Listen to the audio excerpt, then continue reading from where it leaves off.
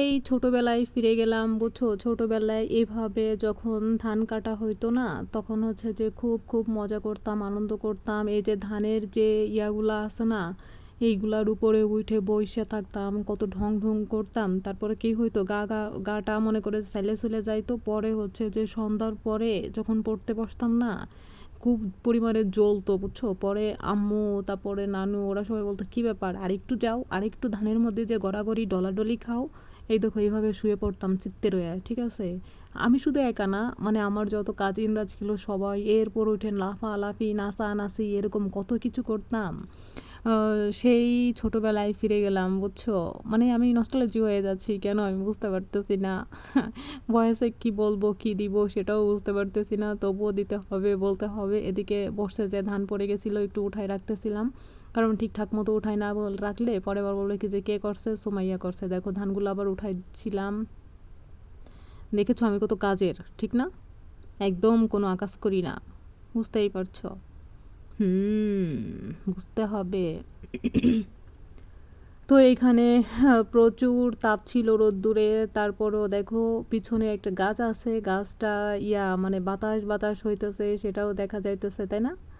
অনেক সুন্দর বাতাস ছিল, তো এই জন্য খুব ভাল লাগতেছিল। আর এই যে দেখো এই ঘাসগুলা বাতাসে দোল খাচ্ছিল, খুব ভাল লাগতেছিল। এদিকে ধান অনেক ঝরে গেছে, বুঝছো? যেগুলো ঝরে গেছে আমি এবার ওখানে অনেকগুলা ধান পড়েছে, আমি এবার ওই ধানগুলা মানে ইয়াতে উঠাই রাখতেছিলাম।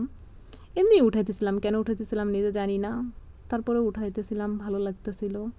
আর এসে দেখে বলতেছে, সোমাইয়া তুমি এত কাজ করতে পারো? আমি যে হ্যাঁ, আমি এরকম কাজ করতে পারি, বুঝছো? তাতে কি হয়েছে? তারপরে এবার এটা দিয়ে একটু ভাড়া দিয়ে রাখলাম যাতে উড়ে টুটে না চলে যায়। আর এইখানে দেখো কত ধান পড়ছে, এগুলো একটু তোমাদের দেখাই, দেখো ভালো লাগবে। তাই না? ধানগুলা কিভাবে ঝরে ঝরে পড়ছে, এটা দেখলেই ভাল লাগে, শান্তি শান্তি লাগে, তাই না? আমার কাছে তো শান্তি লাগে। দেখো ওখানে একটা পোকা, কি জানি একটু পোকা, গান্ধী পোকা টাইপের। এই পোকাটা না গাতে শরীরে পড়লে না, যেখানে পড়ে না ওইখানে হচ্ছে যে পুড়ে যায়। আসলে গান্ধী পোকা কিনা আমি জানি না, কি জানি একটা পোকা আছে না যে শরীরে পড়লে সেই জায়গাটা পুড়ে যায়, সেই পোকাটা। এই যে বুঝছো, ছোট বাচ্চা। এই যে তোমাদেরকে আমি একটু দেখানোর চেষ্টা করতেছিলাম, তো ক্যামেরায় কতটুকু দেখা যাইতেছে আমি জানি না।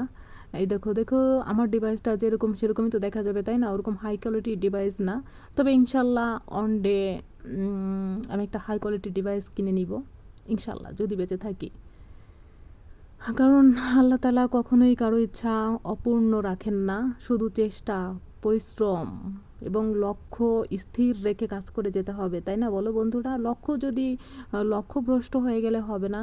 যে তুমি একটা লক্ষ্যে যে পৌঁছাবা, যে তুমি এখান থেকে ঢাকা গিয়ে পৌঁছাবা, তোমার একটা লক্ষ্য থাকতে হবে। সেখানে তুমি দিকভ্রষ্ট হওয়া যাবে না যে আমি অন্য রোডে অন্য রাস্তায় চলে যাব, তাহলে তুমি তোমার স্বপ্ন কখনোই পূরণ করতে পারবে